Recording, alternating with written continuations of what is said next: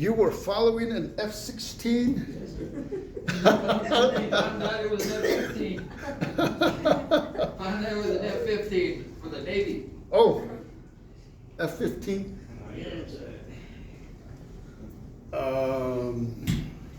When I was in the Marine Corps, there was a helicopter called the CH-46, Yeah. and the joke was it had two rotors. Yeah.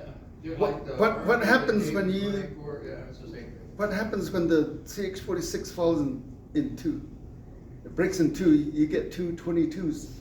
It only goes one way, sir. Down. Yeah. First time I was in a helicopter, I had a harness on and I had the strap on to a cable. We were flying along and something dripped on me, right here. Yeah. I looked up and the hydraulic fluid was leaking, dripping. So the crew chief right here, standing right here, he's standing behind the pilots. I said, "This thing's leaking." We had to yell. Yes, sir. He turned around and he said, "Don't worry about it. Just let me know when it stops leaking." Then we're in real trouble. For the next thing you did, you cried all the way down, huh? Anyway, You like the Lone Ranger. ¿Cómo está? See? Ano hatile ya Okay. India de namasi namaste.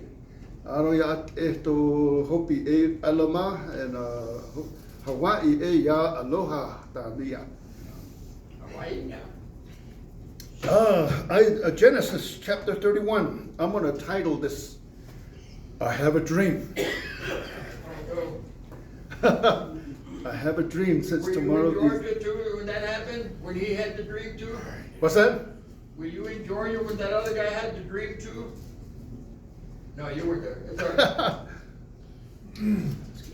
right. Let's turn to Hebrews chapter 1 first. Hebrews chapter 1, verse 1. Hebrews, it's been a long time since I've been in Hebrews. God, who at various times and in various ways spoke in time past to the fathers by the prophets, has in these last days spoken to us by, its translation is his son, but in the Hebrew it just says he spoke to us by son. He has appointed heir of all things, through whom also he made the worlds. Before this time, people today, they say God spoke to me in a dream. No, he does not speak to him. He does not speak to us in our dreams. He does not speak to us in that way. The last time he spoke through Son, Jesus Christ. Okay? So if you're having a dream and you're thinking God spoke to you, anyway, I don't know how to help you. Ask Jerry. Might be an angel. I don't know. I believe he can use a dream, but He spoke through prophets, he spoke through dreams, he spoke through, but at the last days, he spoke to us by his son. Now Jacob heard the words of Laban's son, saying, Jacob has taken away all that was our father's, and from what was our father's, he has acquired all this wealth. I'm just going to jump into it in English because it's a lengthy chapter. So, pay attention to Laban's sons. Pay attention to the sons of Laban. They're not mentioned by name. How many sons he had, I don't know. They were talking among themselves and they said, apparently they were fearing that they weren't going to get the inheritance that they normally would get. And because of that, they were talking among themselves. This is my picture, my opinion only.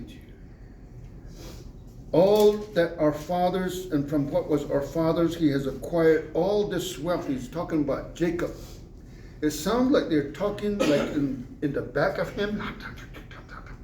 But I don't, later on it's going to change our mind. I'm thinking that they are talking about Jacob in front of his back.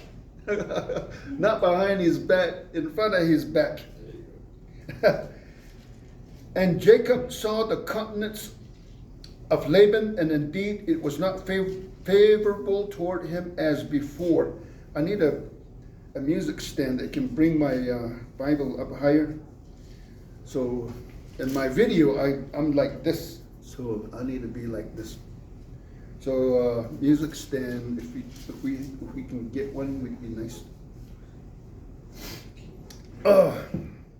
Then the Lord said to Jacob, return to the land of your fathers and to your family, and I will be with you. So Jacob said, oh, somebody cut me off in 45 minutes. Somebody put it on your timer, cut me off at 45 minutes. So Jacob sent and called Rachel and Leah to the field to his flock, and he said to them, I see your father's countenance, that it is not favorable toward me as before, but the God of my father has been with me. And you know that with all my might I have served your father, yet your father has deceived me and changed my wages 10 times. And God did not allow him to hurt me. If he said, thus the speckle shall be your wages, then all the flocks bore speckle, and if he said, thus the streak shall be your wages, then all the flocks bore streak. So God has taken away the livestock of your father and given them to me. And it happened at that time when the flocks conceived that I lifted my eyes and saw in a dream, and behold, the rams which sleep upon the flocks were streaked, speckled, and gray spotted. Apparently, Jacob had this dream possibly about 6 years prior to the events before he was leaving. Remember, he asked Laban to let him go after 14 years. And Laban proposed some wages for Jacob, and at that particular time, God gave a dream to Jacob that's what he needs to do. Bana iskela.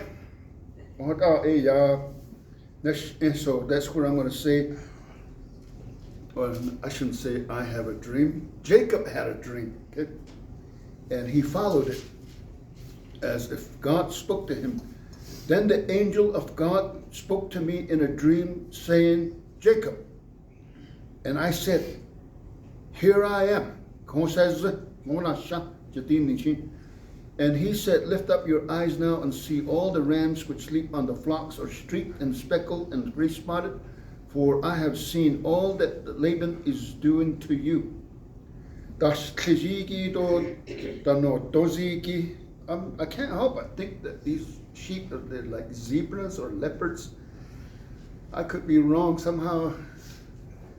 Maybe that F-16 that you followed is messing with my brain. That's it. It's everything streaked. That's right. Oh, okay.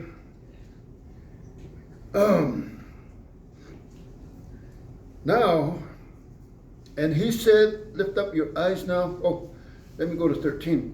I am the God of Bethel. Remember that ladder that went up into the heavens, and angels were coming down and going back up like an escalator kind of thing. Like a Phoenix Airport. You've got one escalator. They're from California, sir. Huh? Those were the California Angels. Southern California, not Bakersfield? Oh, Oh, not Bakersfield. Okay. I'm the I am the God of Bethel, where you anointed the pillar and where you made a vow to me. Now arise, get out of this land and return to the land of your family. Then Rachel and Leah answered and said to him, is there still any portion or inheritance for us in our father's house? I really don't understand dowry. I really don't understand. In my culture, it's different. Apparently, in the ancient Middle Eastern, when a couple got married, I think the bride's family gives her what's called a dowry. I can't pronounce it. Dowry? That is for her welfare. That's her social security that she can use. And am I right? Am I wrong? Anybody have? That's kind of how I understand it. The dowry is for the woman if something happens. Yeah. If the man fails to take. Yeah, But so see, I also have a note in mind that talks about how Laban was spending the money also. yeah, he was He's got a he was pocketing the money over here, and what money that was going to his kids. He had a secret account, and he put that what's that, dip coins, or what's it called, those online currency. He's taking it, putting it away. So the character of Laban is coming out, right? His sons also, they realize they're not going to get any inheritance. But in Navajo, when a couple gets married, I don't see this so much as used to, but the groom's side of the family brings cows to the bride's side of the family. As a matter of fact, I haven't been to a wedding in years. And somebody get married this year. Somebody get married this year. Asha, when the last time you gone to a wedding? It's been a while, huh? So that's kind of like a background, what dowry is. But in the Navajo culture, when the groom's family brings the cows, it's to the girl's parents.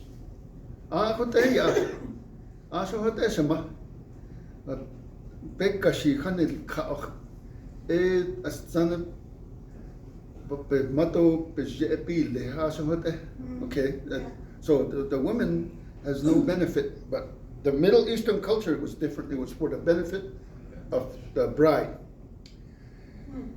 Rachel and Leah answered and said to him, is there still any portion or inheritance for us in our father's house? Are we not considered strangers by him? For he has sold us and also completely consumed our money. Remember earlier, a couple chapters ago, or was it the last chapter, Rachel was the one tending the sheep. And she was the one, instead of a slave or a servant or a man taking care of the sheep, it was Rachel. For all these riches which God has taken from our father are really ours and our children's. Now then, whatever God has said to you, do it.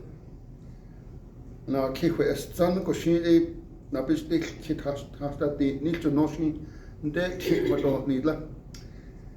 then Jacob arose and set his sons and his wives on camels, and he carried away all his livestock and all his possessions which he had gained, his acquired livestock which he had gained in Padan Aram, to go to his father Isaac in the land of Canaan. Between Jacob's camp and Laban's camp was 3 days' journey. But the sheep, in my life, we used to introduce the ram before Christmas, and the lambs or the sheep would drop their lambs right about Memorial Day. And as soon as they drop, we can shear.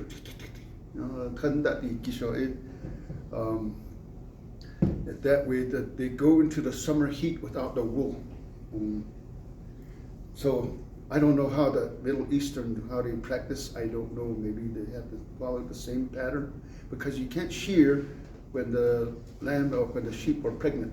You're going to lose some of your money.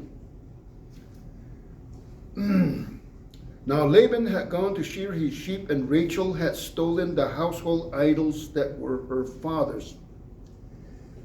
I understand in the Middle Eastern culture at that time, I don't know about if it's today, if it's still true, they had little statues about a foot tall, made out of wood and overlaid with gold or silver. And I understood they used this in Navajo, we call it desti, to look, to see, to be a seer. And the only picture that comes to my mind is where I grew up. There's the canyon. There inside those rocks, there's hollows, and there's little clay figurines. And they had their eyes set at a certain point to our neighbors. And we're just thinking that's my auntie. That I don't know. I'm just guessing. So in today's culture, I'm thinking that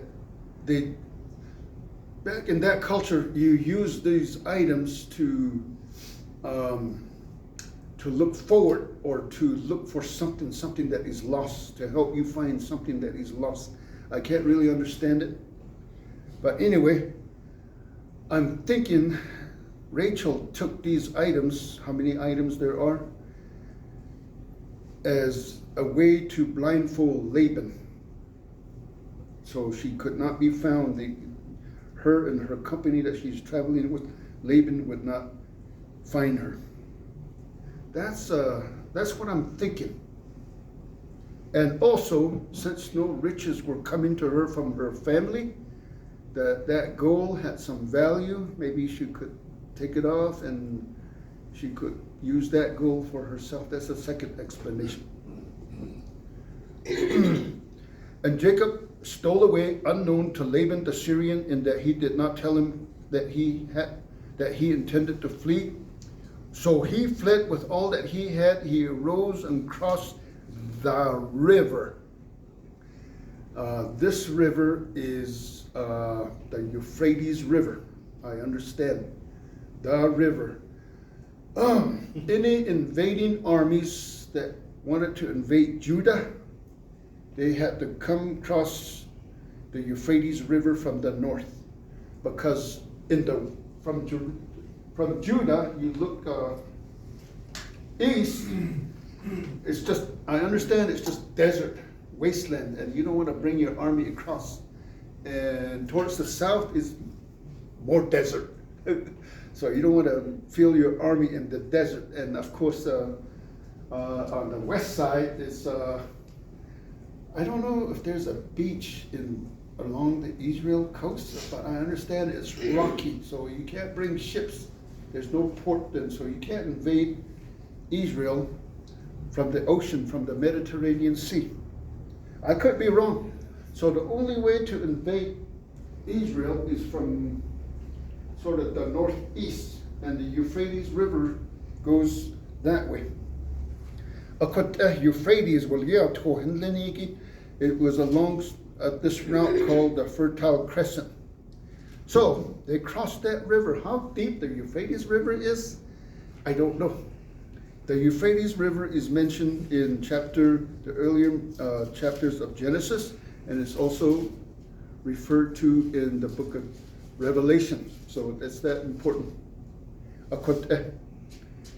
In the Revelations, it says it dries up and a huge army comes across.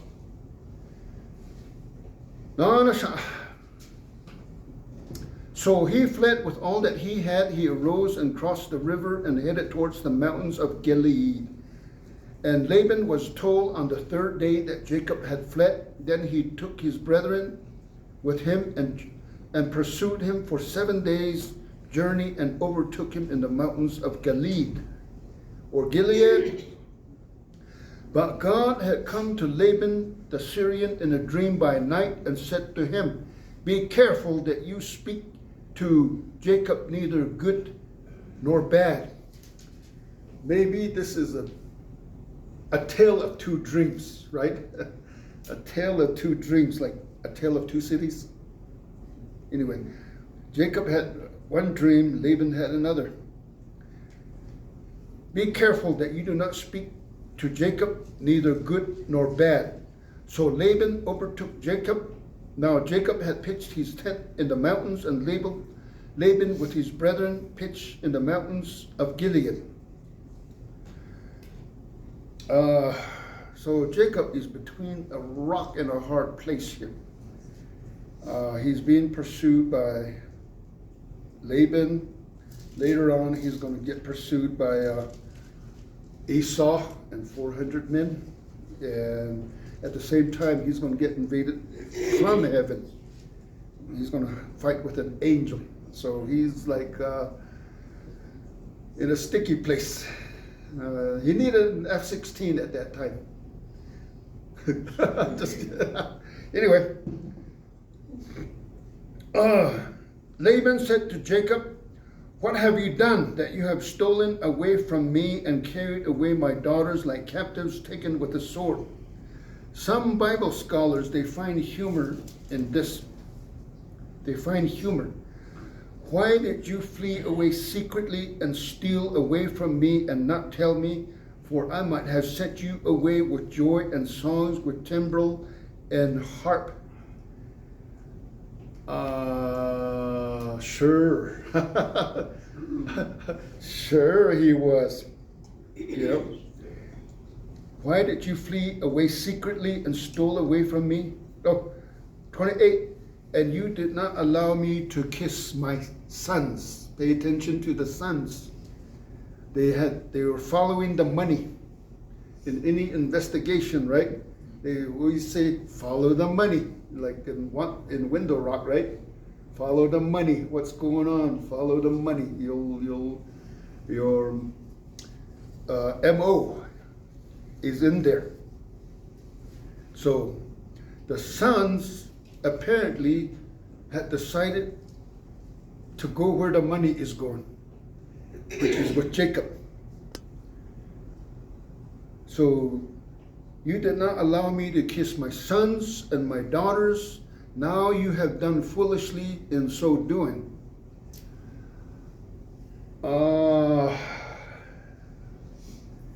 Laban is probably saying this with what's called a chagrin, because the foolishness is on him.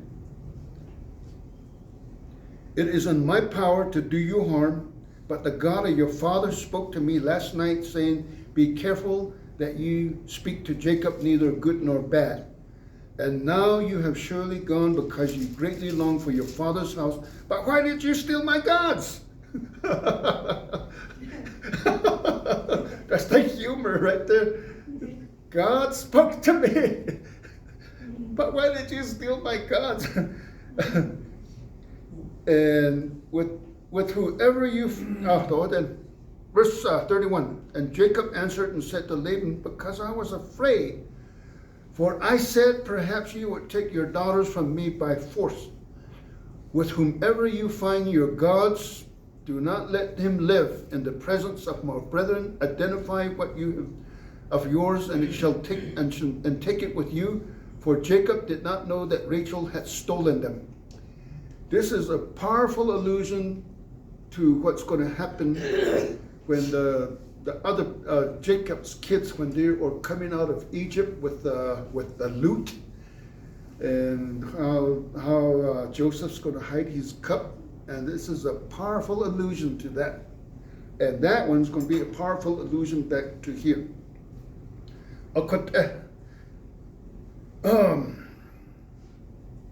Verse 33, and Laban went into Jacob's tent, into Leah's tent, and into the two maids' tents, but he did not find them. Then he went out of Leah's tent and entered Rachel's tent. Rachel apparently was a favorite. She was the baby. In my mind, that's what she's the baby of the family, and she's Jacob's favorite, and she is her father Laban's favorite as well. So that's why she was the last one. Now Rachel had taken the household idols, put them in the camel's saddle, and sat on them. And Laban searched all about the tent, but did not find them. Here is a picture of Almighty God demolishing the gods of old, whatever gods we have. It's like making fun of the gods that we have, right? Why not put our gods under the saddle and sit on them?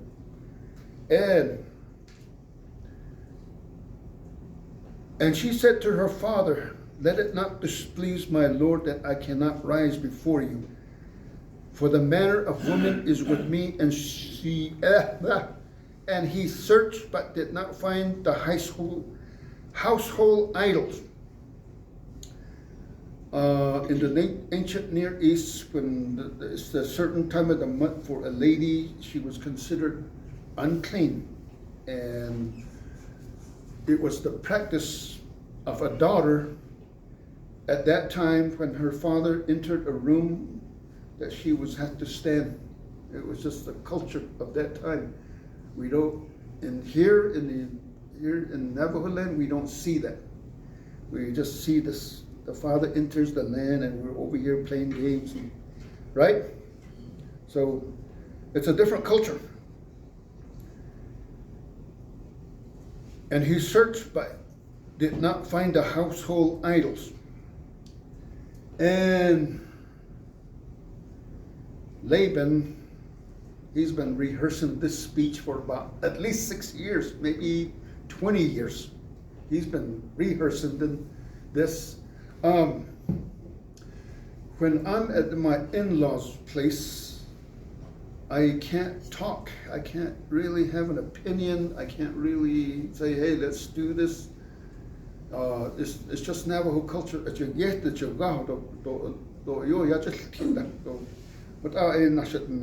So when I'm at my in-laws' house, I really, I'm just an in-law. But the closer I come to my house, where my land is, the more I can talk, right? the more I. So this is sort of like what is happening right here. Jacob atihui nishkoyantiza. Let me see if I can try to make it sound like it. Jacob was angry and rebuked Laban. Whereas before he could not do it, now that he's closer to mom and dad's house, he could do it.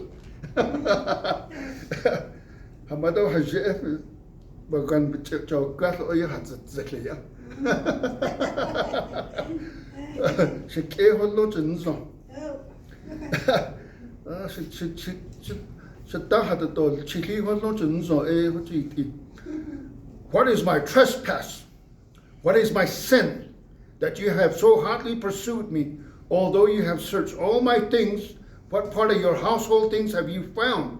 Set it here before my brethren and your brethren, that they may judge between us both. These 20 years I have been with you. Your ewes and your female goats have not miscarried their young, and I have not eaten the rams of your flock. That which was torn by beasts, I did not bring it to you. I bore the loss of it. You required it from my hand, whether stolen by day or stolen by night. There I was in the day, the drought consumed me, and the frost by night, and my sleep departed from my eyes. Thus I have been In your house 20 years I serve you, 14 years for your 2 daughters and 6 years for your flock. And you have changed my wages 10 times. Unless the God of my father, the God of Abraham, and the fear of Isaac had been with me, surely now you would have sent me away empty-handed. God has seen my affliction and the labor of my hands and rebuked you last night. I hope I did it justice. Jacob had been rehearsing this probably every day out there herding sheep, and finally he let it out. He's close to mom and dad's house. He doesn't know his mom is gone. Round one. Round one. Yeah. Also, Laban didn't find the household items, so it gave him a little bit more power too. Sure. Yep. So in the chess there's a thing called a queen gambit, where a good chess player will take out his queen, lay it aside, and play, and they'll still beat you. Something like that is going on here.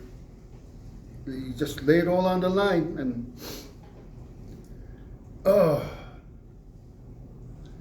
verse 43. And Laban answered and said to Jacob, these daughters are my daughters. Let me see if I can talk like a father.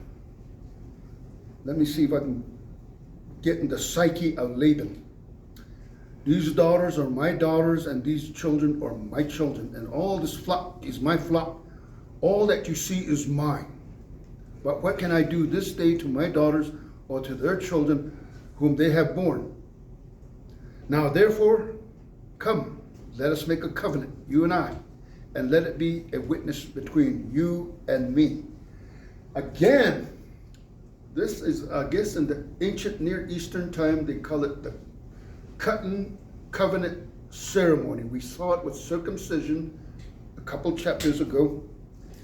So Jacob took a stone and set it up as a pillar. Abraham was known for altars. Isaac was known for wells, and Jacob is going to be known for pillars or memorials. Some Bible scholars, they say altars are what we present to God. Abraham brought the ultimate sacrifice with his child, and Isaac dug wells, and it's what comes from God, the Holy Spirit, that the rivers that are for the healing of the nations. And Jacob sets up pillars, and that's a symbol of remember.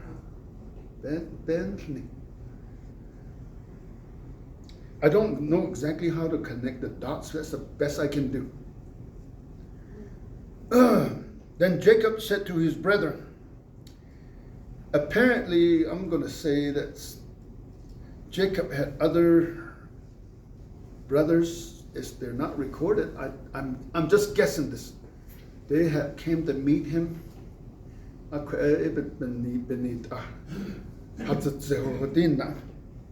So Jacob said to his brethren, gather stones, and also I don't know if these are Laban's sons, that instead of the sons listening to their father, they had transferred their allegiance to Jacob, because follow the money. The money is no longer with Laban. The money is now with Jacob. Okay, that could be that picture. So Jacob possibly told Laban's sons, gather stones. Or maybe some of his brothers came up or some of his relatives came up and they gathered stones. I don't know which road to take. And they took stones and made a heap, and they ate there on the heap.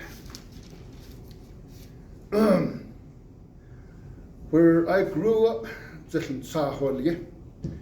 north, Big Mountain is a ridge that goes south to north or north to south. At the end, at the highest point, there was a pile of rocks about this high. always thought, what was that? And so, but my interpretation now is my fourth great grandfather. He grew up during the time of the Long Walk. That was his lookout tower. He would get on top of those rocks, and you could see that whole. You could see for miles and miles around. Anyway, this reminds me of that. Laban called it Jehor Sahudutha,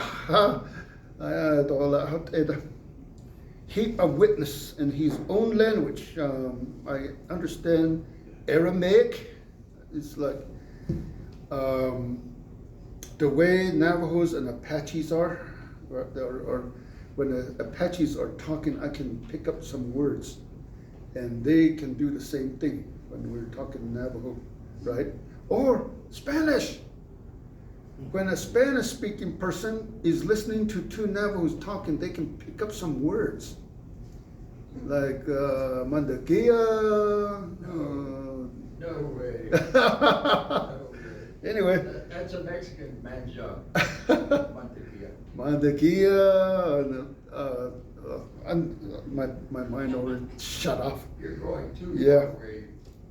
Like Domingo. Domingo? Domingo. That's Sunday. Yeah.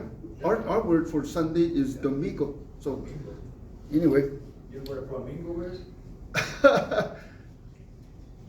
Anyway, something like that is going on between Aramaic and Jacob's language, the Hebrew language. They're closely related. Jannah, I really don't know too much. Verse 48, and Laban said, this heap is a witness between you and me this day. Therefore its name is called Gilead. Also Mizpah, because he said, may the Lord watch between you and me when we are absent one from another. Yeah, Jerry. I have a note that says Mizpah means watchtower. Watchtower, yeah. Kia'ani. A tower in our clan. Anyway.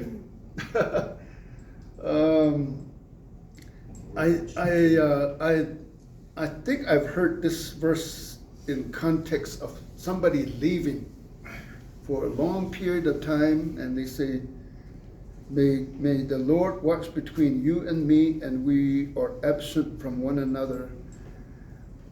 I don't know if we could use it like that. This is like two warring parties, not people who love each other. These are two warring parties.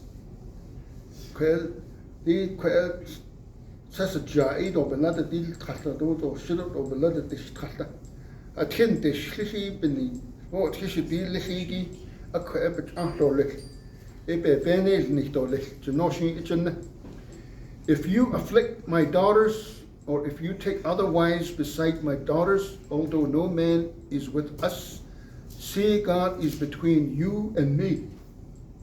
And Laban said to Jacob, here is this heap and here is this pillar which I have placed between you and me. This heap is a witness, and this pillar is a witness that I will not pass beyond this heap to you, and you will not pass beyond this heap and this pillar to me for harm. Then the God of Abraham, the God of Nahor, the God of their father, judged between us, and Jacob swore by the fear of his father Isaac. Remember, I think 2 chapters ago, Jacob quaked. That fear of repentance apparently is right here, I believe. So Jacob is not where he needs to be. Before, he was a trickster, and then he saw the ladder that went up to heavens, angels coming up, and that changed him. The kind of a growth in faith. And now,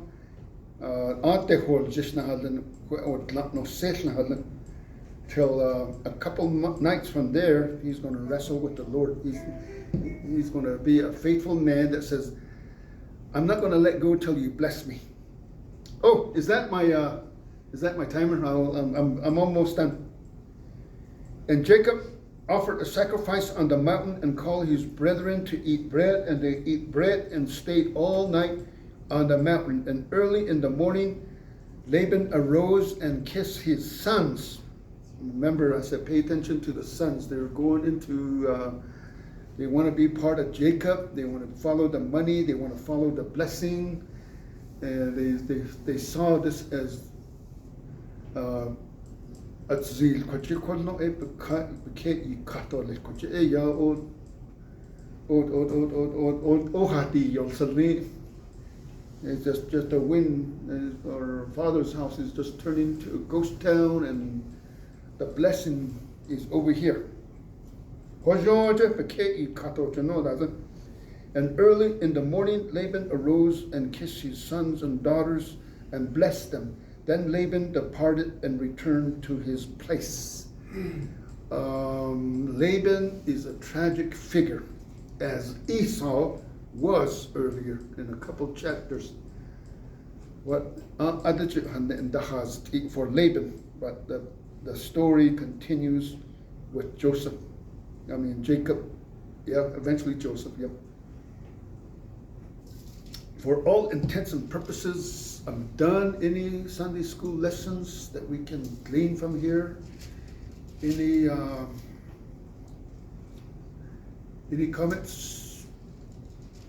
Insights? Yeah, Daryl.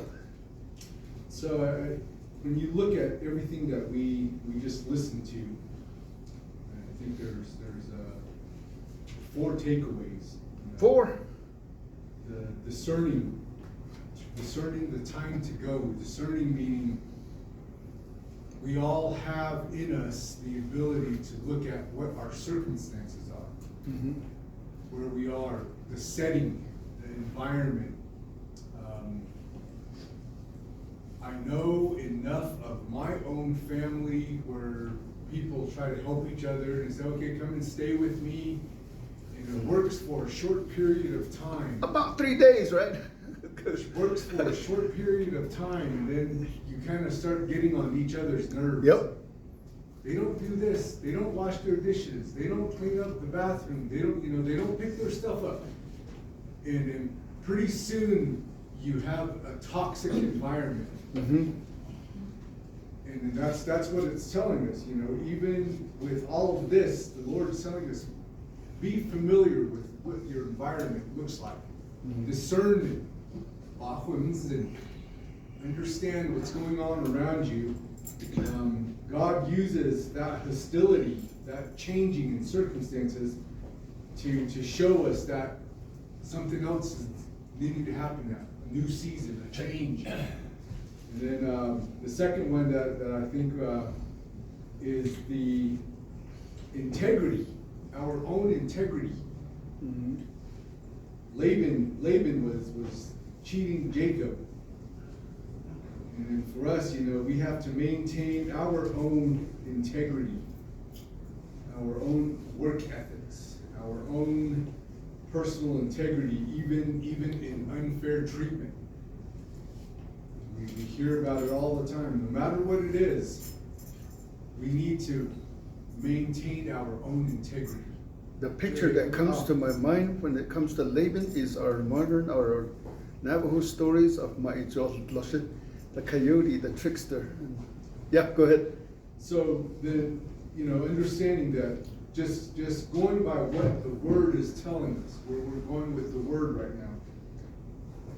Divine supervision versus human manipulation.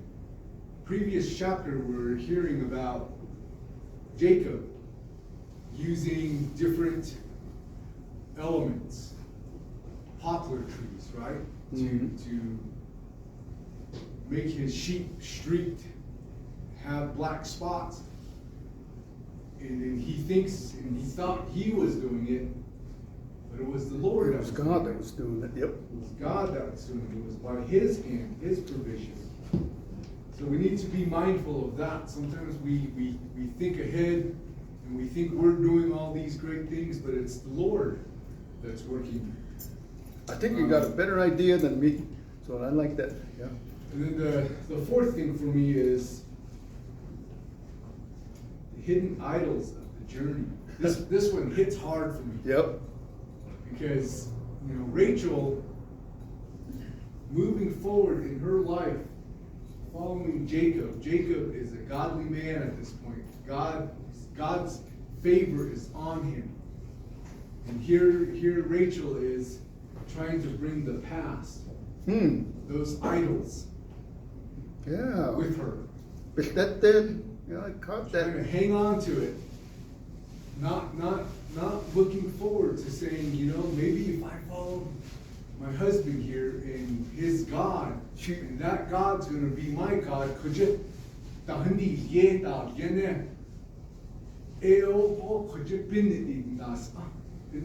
She wants both sides, huh? She's trying to hang on to it like a security blanket. Yeah, there you I'll go. take a little bit of it just in case. Wow, And interesting. that's I think that's probably part of what creates more obstacles. I caught that at my in-laws' house. There's a rocky area, and there's beautiful rocks, different shapes, different colors. I walked there and I picked one up, put it in my pocket. Then I leave it in there for a couple days. After a couple days, I put it back. It's like I caught it like that. I'm gonna put it in there. Yeah. Anybody else? One more.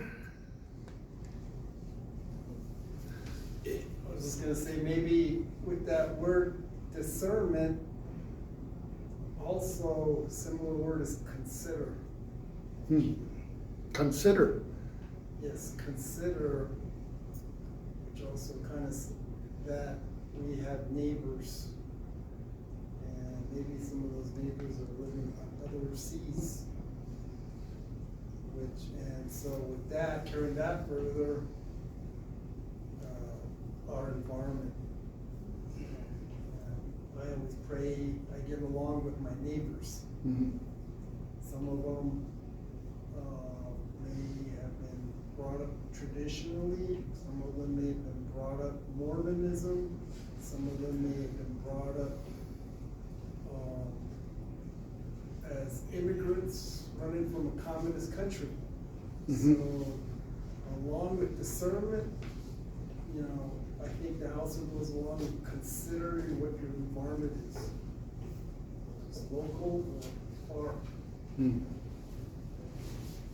Okay, I call this, I'll call this session A Tale of Two Dreams. And final exam, does God speak to us in dreams? No. Remember Hebrews chapter 1, verse 1? He spoke to us in His Son, the last days. He spoke in various times, in various ways in the past. Now He speaks to us in Jesus Christ, His Son. Hakoshinya, thanks for your patient attendance, and thank you for the comments. Amen.